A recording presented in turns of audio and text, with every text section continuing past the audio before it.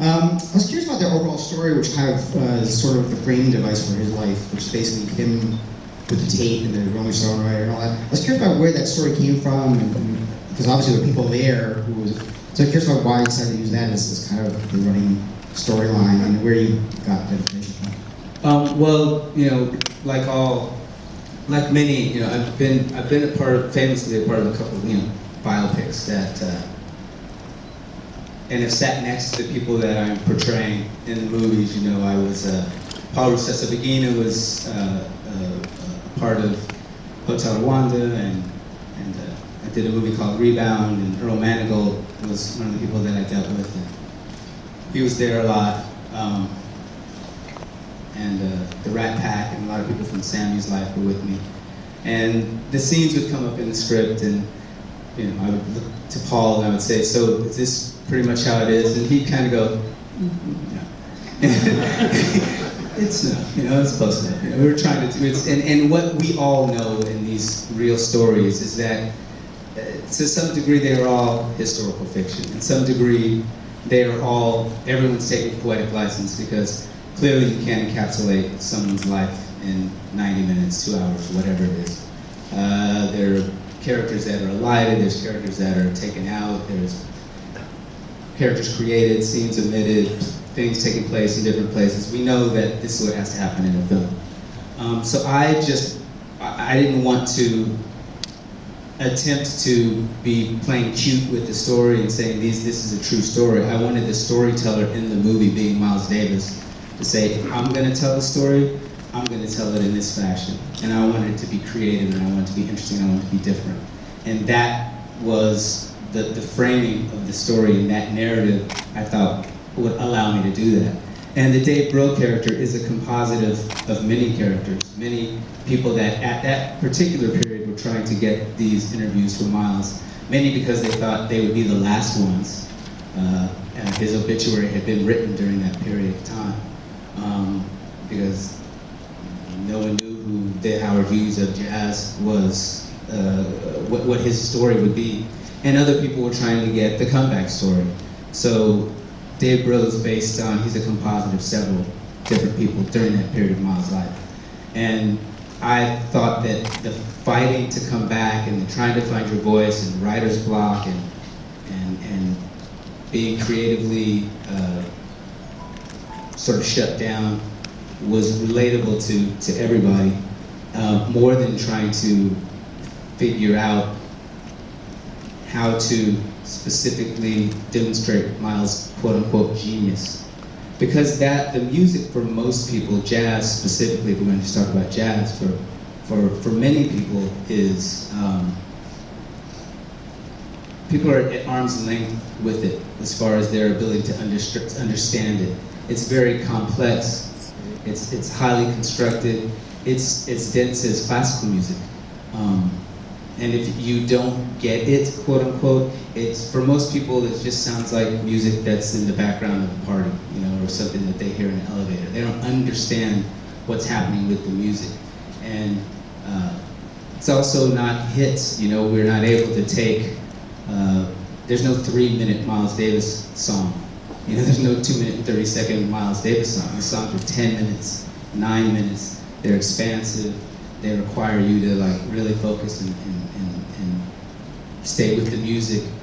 And it's a very oral experience as opposed to a cinematic one where pictures are driving the day. So it's trying to strike a balance between how to use the pieces that would support the film, but that would also demonstrate the breadth and scope of his music. And this particular way to tell the story, I thought, would allow me the sort of landscape to do that.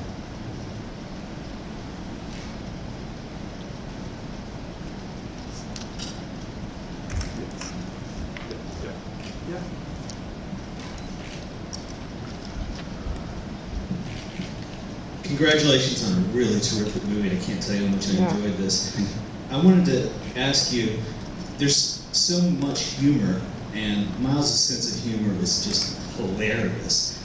I wonder if you could talk about how much fun it was to inhabit his sense of humor. Well, I got a lot of stories from Vince who spent a lot of time with Miles and toured with him, and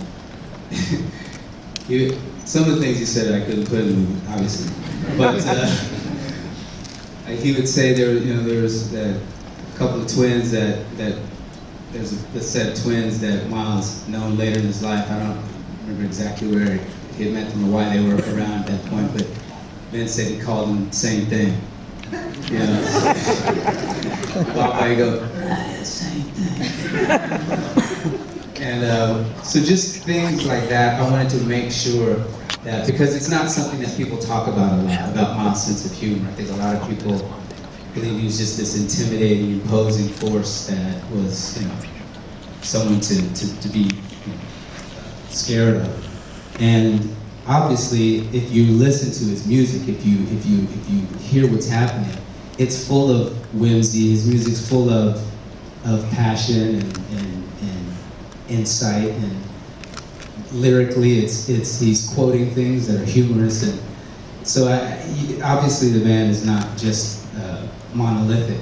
So I wanted that to be a big part of it too, and I think it helps carry the story along and keeps it moving as well. So I think humor is always a big part of any story, and even if it's tragic, I think you want to try to find the place where you can have people laughing, and vice versa. So yeah, I wanted to make sure that Miles' humor was a part of the movie.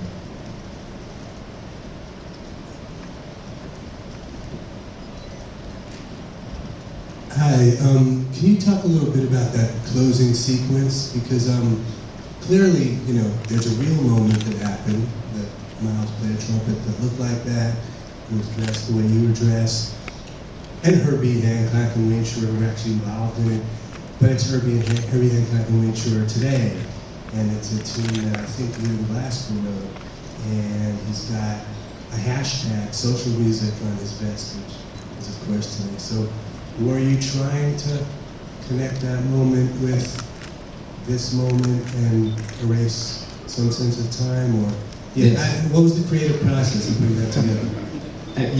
Yes, what you got was exactly what I was attempting to express. That for me, the music is not dead. For me, Miles is ostensibly not dead. And for those who don't know, who have not been formally introduced to his music, it's the underpinning of a lot of popular music today. And I think a lot of the artists, like specifically the ones I talked about, like Kendrick Lamar, like D'Angelo, they're coming back to music and getting away from just samples and purely digital representations of sound. They're using musicians. They're writing. They're performing with bands. So I think, and they understand. Their musicians clearly understand how they are connected to the music.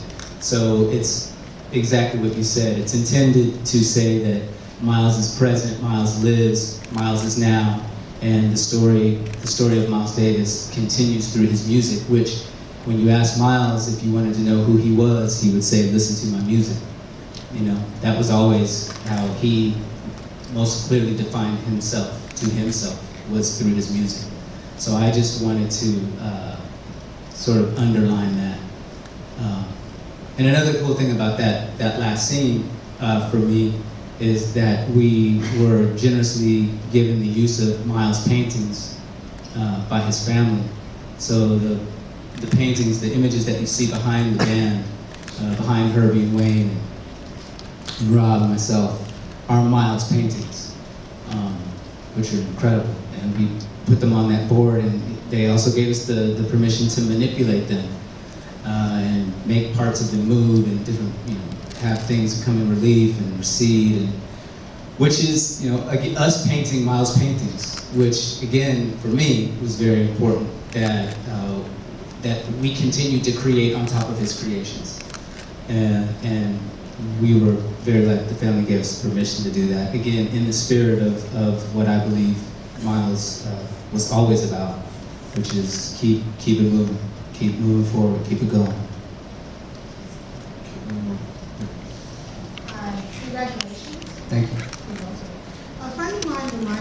last night that he donated to your campaign at a time when it was like between Gap and Mark. There's a Gap plan. And I was like, yeah. He said, because Don knew it. Don, the artist, knew it. So, in the last question, I think the last question, do you want to kind of say a thank you to the people who heard you as an artist? Well, I said it then, and I say it now, and I continue to say it, and said it in the movie that, yeah, we needed everything that went into our being able to make this film. It's an independently financed film. We were fortunate to be picked up by Sony Pictures Classics for distribution, and I Am Global for foreign distribution. But before they got this product, we had to get it made. And one of the components was this gap financing that came together through crowdfunding, which we were kind of ambivalent about whether or not to do it. We didn't know if it would say something strange about the movie. Would that mean that the movie is not, no one believes in it? What would it really say to do it? It was very new to us. It wasn't something that I had known that many movies had done before. But we needed it. And yeah, I'm very appreciative of everyone that came on board to help that happen.